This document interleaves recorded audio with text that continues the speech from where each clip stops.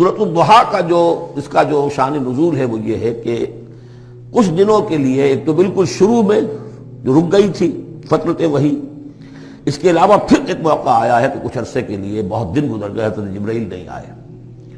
اور آپ کے اوپر ایک شدید قسم کی جو ہے وہ پریشانی طاری ہو گئی۔ کچھ لوگوں نے بھی طعنہ دینا شروع کر دیا، کچھ عرصے سے محمد تم نے کوئی نئی وحی نہیں سنائی، کیا ہوا تمہارا شیطان کیا چلا گیا وسط؟ کوئی ایسا بھی بتایا گیا کہ ایک دفعہ کئی متواتر کئی راتوں تک آپ رات کو اٹھے نہیں، تو کہا وہ تمہارا شیطان تمہیں چھوڑ گیا ہے۔ وہ ساتھ کے رہنے والی عورت جو تھی کہ رات میں نے سنی نہیں تمہاری جو پڑھنے کی جو تم پڑھا کرتے تھے، شاید شیطان تمہیں چھوڑ گیا ہے۔ خود آپ کو جس قدر ایک اشتیاق رہتا تھا کہ وہی آئے اور آپ کی وہ روح کو جو ہے مزید اور غذا اور تر و تازگی جو ہے وہ مسلسل ملتی رہے، اس کی وجہ سے یہاں تک آتا ہے کہ حضور فرماتے ہیں کہ اس درجے میں رنج اور غم میں تھا کہ میں سوچتا بربنائے طب بشری، اس درجے حضور کے اوپر جو ہے یہ شاخ گزر رہا تھا کہ وہی کیسے بند ہو گئی۔ اور اس میں یہ بھی تھا کہ اللہ ناراض تو نہیں ہو گیا، کیا مجھ سے کوئی خطا تو ایسی نہیں ہو گئی،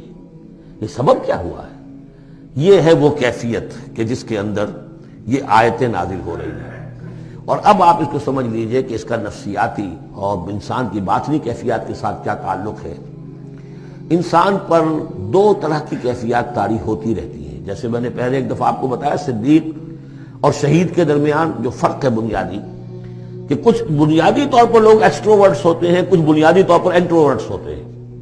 ایکسٹروورٹس کھیل کود بھاگ دوڑ، لوگوں سے ملنا جلنا، گفتگو ہے، اسے دھکا دے دیا اس سے مذاق کر لیا، اسی میں وہ خوش رہتے ہیں، بڑے مگن رہتے ہیں،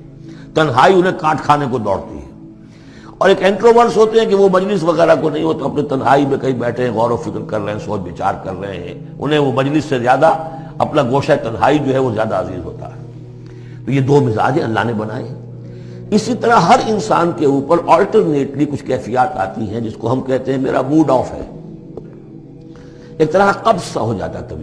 طبیعت میں بندش سی ہوتی ہے، کسی وقت اسی شخص کے اندر پھر انشراح سا ہو جاتا ہے، پھر ہنسنے بولنے کو جی چاہتا ہے، گفتگو کرنے کو جی چاہتا ہے۔ تو یہ کیفیت جب انسان کی روحانی زندگی سے متعلق ہو جائے تو اس کو پھر صوفیہ نے نام دیا قبض اور بسط۔ کبھی طبیعت میں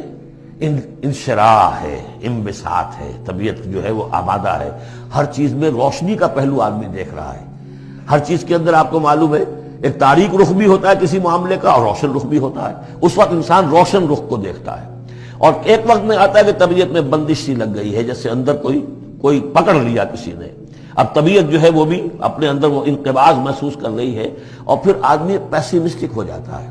نا امید سا ہوتا ہے، پھر اسے ہر معاملے کا تاریک پہلو زیادہ نظر آنے لگتا ہے۔ تو یہ قبض اور بسط کی کیفیات ہیں۔ جب کبھی قبض کی کیفیت ہو، قاضی ثناء اللہ پانی پتی رحمۃ اللہ علیہ نے تفسیر مظہری میں لکھا ہے کہ قبض کی کیفیت میں اس صورت کا پڑھنا تریاق ہے، جس طرح حضور صلی اللہ علیہ وسلم کے لیے گویا کہ اس وقت جو وحی کا بند ہو جانا تھا وہ گویا کہ ایک طرح کے انقباض اور قبض کی کیفیت پیدا ہوئی تھی، اس میں اب اللہ تعالیٰ فرما رہے ہیں والضحیٰ، قسم ہے دن کے دھوپ چڑھنے کے وقت کی، واللیل اذا سجا، اور قسم ہے رات کی جبکہ وہ چھا جائے یا ساکن ہو جائے، سجا کے دونوں معنی ہے سکون۔ اب دیکھیے ان دونوں کو کیوں لائے؟ اس لیے کہ صبح ہے، حرکت ہے، برکت ہے، چلنا ہے، دوڑنا ہے، ہر شخص جا رہا ہے، ادھر جا رہا ہے، ادھر جا رہا ہے، رات کو سکون ہو گیا، تاریکی چھا گئی اور شور سنگامہ ختم ہو گیا۔ لیکن یہ رات اور دن دونوں ضروری ہیں انسان کے لیے، یہاں کا نظام چلانے کے لیے۔ اگر رات ہی رات ہوتی تب بھی یہ دنیا نہ چلتی، اور دن ہی دن ہوتا تب بھی نہ چلتا، تو رات بھی ضروری ہے۔ اسی طریقے سے نفس انسانی کے لیے کبھی کبھی قبض کا وقفہ بھی ضروری ہے۔ آپ اسے یہ نہ سمجھیں کہ اللہ تعالیٰ ناراض ہو گیا، یہ بھی ہماری تربیت کا ایک یوں سمجھیے کہ ایک جز ہے۔ ما ودعک ربک وما قلی، آپ کے رب نے آپ کو رخصت نہیں کیا ہے، نہ ہی وہ آپ سے ناراض ہوا ہے۔ وللآخرۃ خیر لک من الاولی، اور اس کے بعد جو وقت آئے گا اس قبض کے بعد وہ پہلی سے بھی بہتر ہوگا۔ اور میں حیران ہوتا ہوں کہ کیسے غالب نے وہ بات کہی ہے کہ جو بالکل ترجمانی ہے اس کی، رکتی ہے میری طبع تو ہوتی ہے رواں اور، یعنی یہ کہ جب میری طبیعت کے اوپر کبھی کبھی رکاوٹ سی آ جاتی ہے، اب شعر جو ہیں اچھے نازل نہیں ہو رہے، لیکن جب وہ رکاوٹ سے میں نکلتا ہوں، اس قبض سے نکلتا ہوں، رکتی ہے میری طبع تو ہوتی ہے رواں اور، اس لیے کہ اس قبض کے بعد جب مرحلہ آتا ہے انبساط کا اور انشراح کا تو وہ ایک قدم آگے ہوتا ہے آدمی، اس پہلی کیفیت سے ایک درجہ جو ہے اس کا بڑھ چکا ہوتا ہے۔ وَلَلْآخِرَةُ خَيْرٌ لَكَ مِنَ الْأُولَىٰ، یقیناً پچھلی ہر گھڑی، ہر ساعت اور ہر قبض کے بعد آنے والا انبساط آپ کے لیے پہلے سے اونچا درجہ لے کر آئے گا۔ وَلَسَوْفَ يُعْطِيكَ رَبُّكَ فَتَرْضَىٰ، ان قریب آپ کا رب آپ کو اتنا کچھ دے گا، اتنا کچھ دے گا، آپ کی محنتوں کے وہ نتائج سامنے آئیں گے کہ آپ راضی ہو جائیں گے۔ اب دیکھیے پچھلی صورت ختم ہوئی تھی وَلَسَوْفَ يَرْضَىٰ، یہاں ہے وَلَسَوْفَ يُعْطِيكَ رَبُّكَ فَتَرْضَىٰ، صرف ضمیر کا فرق ہے، کیونکہ صدیق پر وحی نہیں آتی، براہ راست خطاب نہیں کیا جا سکتا، وہاں وہ صیغہ جو ہے وہ غائب کا ہے، وَلَسَوْفَ يَرْضَىٰ،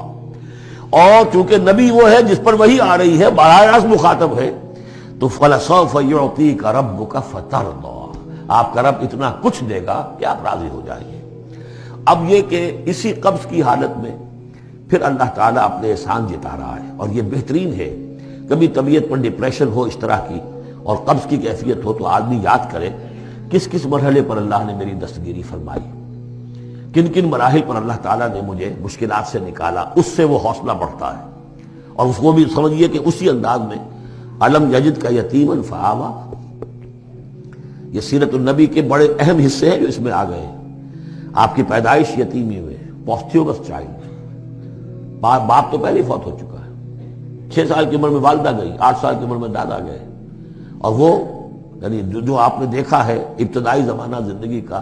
تو وہ یتیمی کا۔ علم یجد کا یتیمن فآوا، کیا اس نے اے محمد آپ کو نہ پایا کہ آپ یتیم تھے، پھر پناہ دی، آپ کے لیے بندوبست کیا، دادا کے دل میں جو شفقت ڈالی، پھر آپ کے تایا زبیر کے دل میں جو شفقت ڈالی۔ عبد المطلب کے بعد فوراً ابو طالب کا نام آتا ہے، حالانکہ یہ غلط ہے تاریخی اعتبار سے۔ عبد المطلب کے بعد کافی عرصے تک زبیر جو آپ کے تایا تھے وہ سرپرست تھے، پھر ان کے انتقال کے بعد ابو طالب کا معاملہ آیا، لیکن ان کو بیچ میں سے غائب کر دیا گیا ہے۔ بہرحال اللہ تعالیٰ جو بھی کسی کے دل میں ڈالتا ہے، آخر ابو طالب کے دل میں محبت ڈالی تو کس نے ڈالی؟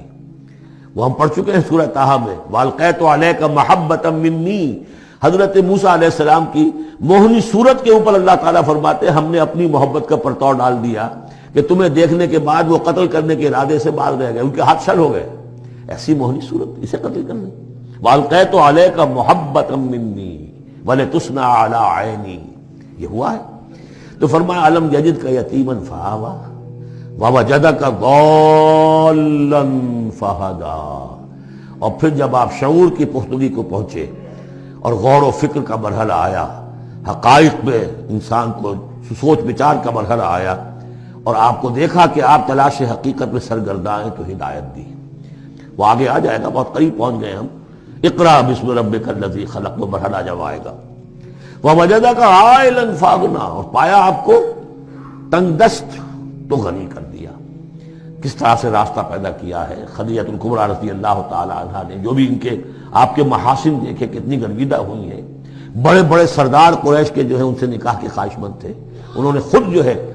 اپنی لونی کے ذریعے سے پیغام دیا ہے حضور کو، تو یہ ساری چیزیں جو ہے ان کی ساری دولت جو ہے وہ پوری کی پوری انہوں نے لا کر حضور کے قدموں میں ڈال دی ہے۔ وَوَجَدَكَ عَائِلًا فَأَغْنَىٰ فَأَمَّا الْيَتِيمَ فَلَا تَقْهَرْ، تو اے نبی تقاضے ان تینوں چیزوں کے کیا ہیں؟ ہم نے آپ کو یتیم پایا، پناہ دی، اب آپ بھی یتیم کے سرپرستی کیجئے، کسی یتیم کو اس کے اوپر کوئی جبر نہ ہو، سختی نہ ہو۔ وَأَمَّا السَّائِلَ فَلَا تَنْهَرْ،